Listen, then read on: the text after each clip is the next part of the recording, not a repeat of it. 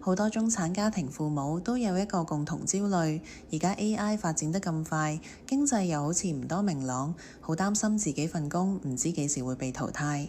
我通常會問，既然擔心，點解唔去試下新嘢，轉個跑道，或者搞個副業？大家答案出奇地一致。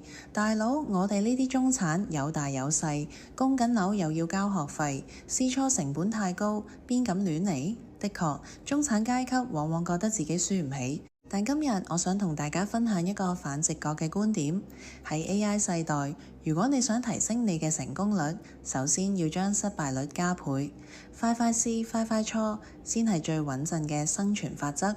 點解我會咁講？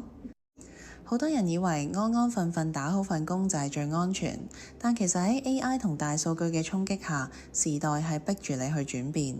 以前我哋話溫水煮蛙，而家個爐係開到最大火。如果你唔主動去轉變，好快就會被動地被淘汰。與其每日提心吊膽，擔心份工唔穩陣，不如喺未到最後一刻，你仲有選擇權嘅時候，勇敢直面挑戰。IBM 創始人 Thomas Watson 講過一句說話：如果你想加快成功嘅速度，就要將失敗嘅比率加倍。人生試錯其實就係一個收集數據嘅過程。你試得越多，錯得越快，就會越快到真正適合自己嘅路。有時將自己逼出舒適圈，反而容易置之死地而後生。聽到呢度，你可能會話：講就天下無敵。我都話咗試錯成本高咯，萬一失敗咗，屋企人食谷種呀。呢個就係我想講嘅重點。勇敢試錯嘅前提係你要有一個絕對安全嘅大後方。咩叫安全嘅大後方？就係你要喺財務上為自己同屋企人築起一道防火牆。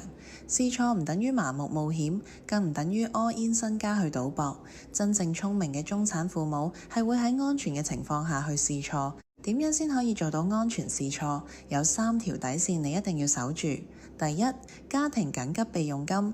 無論你想創業、轉行定搞副業，你戶口一定要有足夠應付家庭6至12個月開支嘅現金。呢筆錢係你嘅定海神針。第二，專用嘅教育基金。